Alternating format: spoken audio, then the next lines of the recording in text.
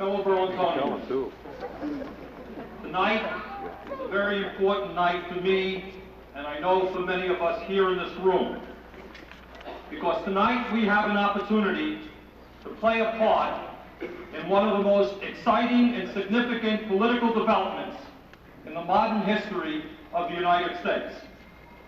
Tonight, many of us are going to give our support to a candidate for president who has done more than any other candidate in living memory to bring together the disenfranchised, the hungry, the poor, the workers who are being thrown out of their decent paying jobs, and the farmers who are being thrown off of their land.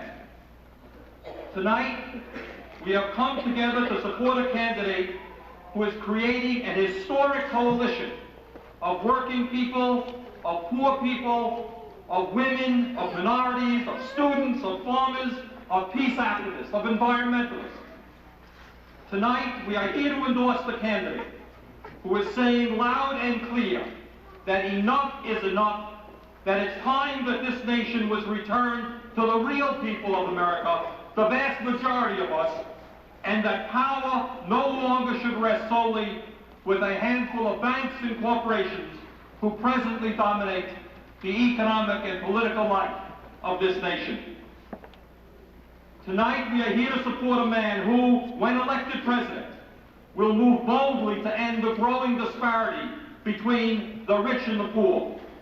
It is not acceptable to him, to me, or to most Americans that 10% of the population of this nation is able to own 83% of the wealth, and the other 90% of us share 17% of the wealth.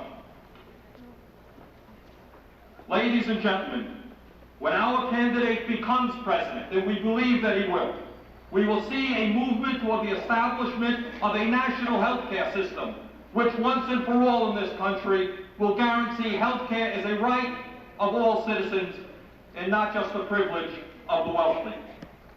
When our candidate is elected president, we will see a fundamental change in the national priorities of our nation. We will build fewer bombs and more affordable housing, less nerve gas and more child care centers. We will stop the Star Wars madness in its tracks and spend our wealth to save the family farm, to protect our environment, to increase federal aid to education so that every young person who has the capabilities can go to college. We will utilize the best minds of this nation, not for research into new and more sophisticated ways to kill people, but to rebuild our industrial base, to prevent acid rain and the destruction of the ozone layer, and to find the solution to AIDS and other killer diseases. Our nation is a great nation with unlimited potentiality. What we need is leadership, which will tap our innate strengths so that we can improve the quality of life for all of our people and not concentrated on how to destroy life. When our candidate is elected president, we will finally have a foreign policy which says to the people of Nicaragua, to the people of Latin America and the Third World, that we are your allies and your friends, not your oppressors. We will stop once and for all supporting every right-wing dictatorship in the world that serves the needs of corporate greed. Ladies and gentlemen, and fellow Burlingtonians, the candidate we are supporting tonight has stood for us and fought for us for the last 25 years of his life. Along with Martin Luther King Jr., he put his life on the line so that all Americans, regardless of color, could receive their basic democratic rights. He was there when we needed him. Our candidate has stood with the farmers being thrown off of the land. He has stood with the workers on the picket lines being thrown out of their jobs. He was there when we needed him. Fellow Burlingtonians, our candidate has stood with us when we needed him. Tonight, he needs us. Let us be there for him. Ladies and gentlemen, I would like to place in nomination this evening the name of one of the great leaders of our time and a man who has waged the most courageous and exciting political campaign in the modern history of this nation. I place in nomination with a great deal of personal pride, the name of Jesse Jackson.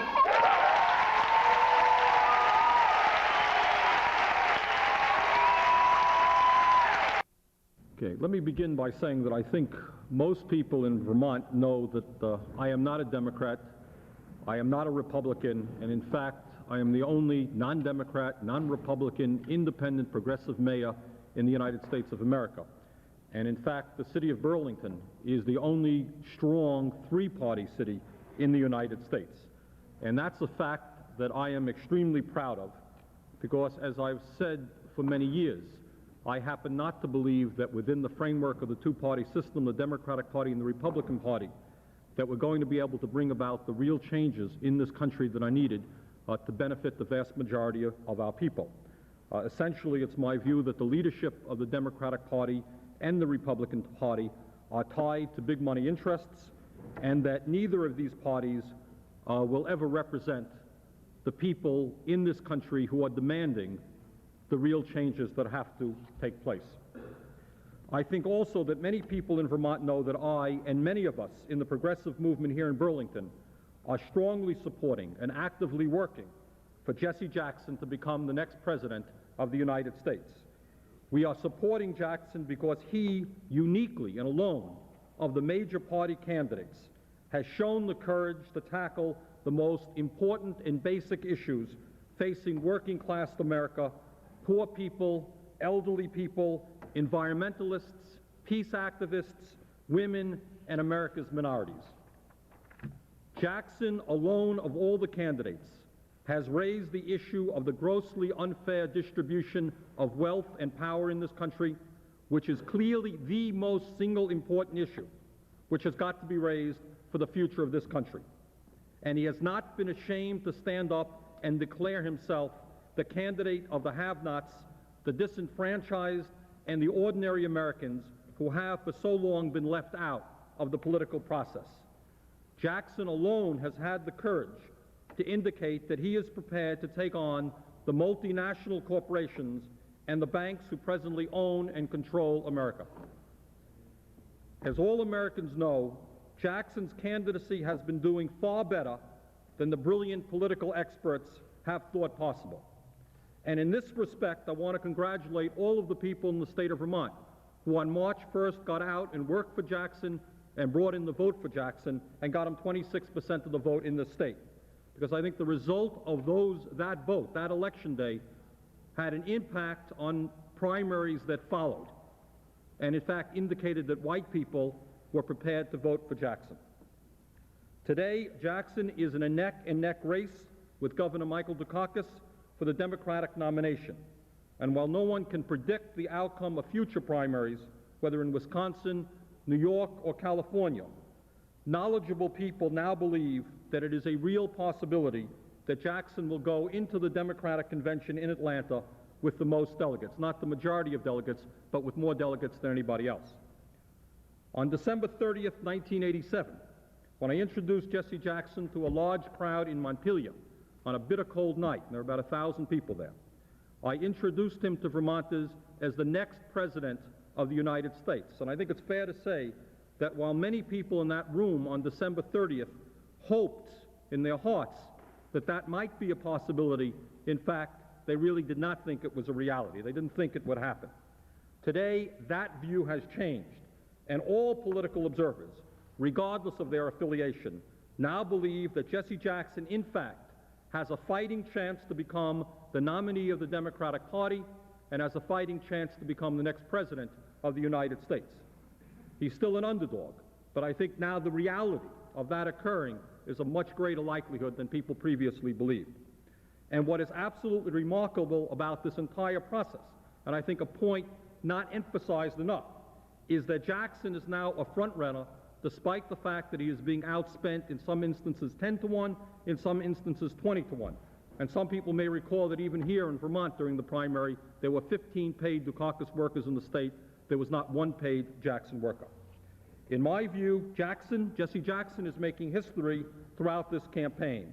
And win, lose, or draw, his candidacy will be remembered as the most significant presidential campaign in at least 50 years in this nation.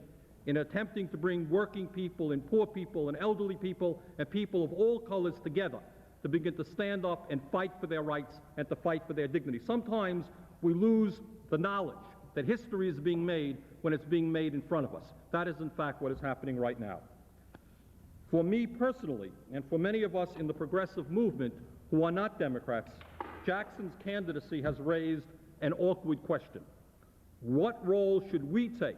How far should we go, given the fact that we are not Democrats?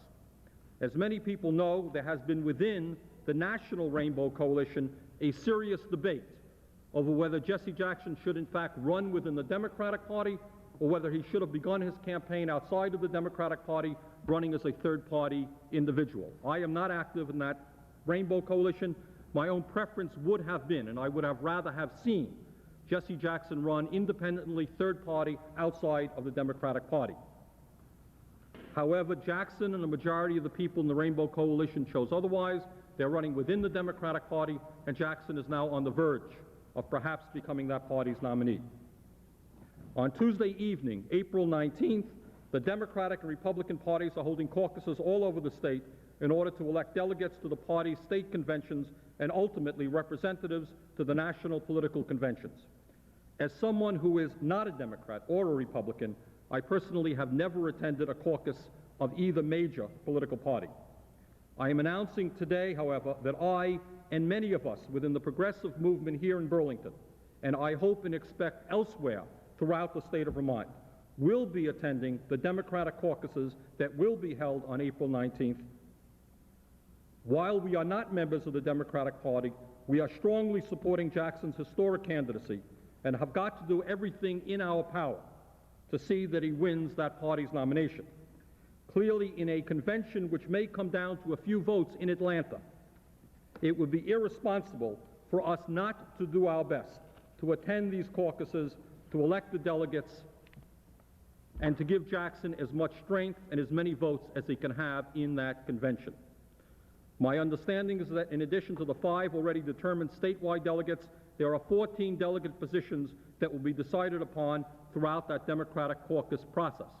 My hope is that as many Jackson supporters all over the state of Vermont, including people in the Progressive Coalition, people of progressive mind all over the state, will come out to these caucuses, will work as hard as they can, and will get as many of those 14 delegates as possible for Jesse Jackson. Thank you.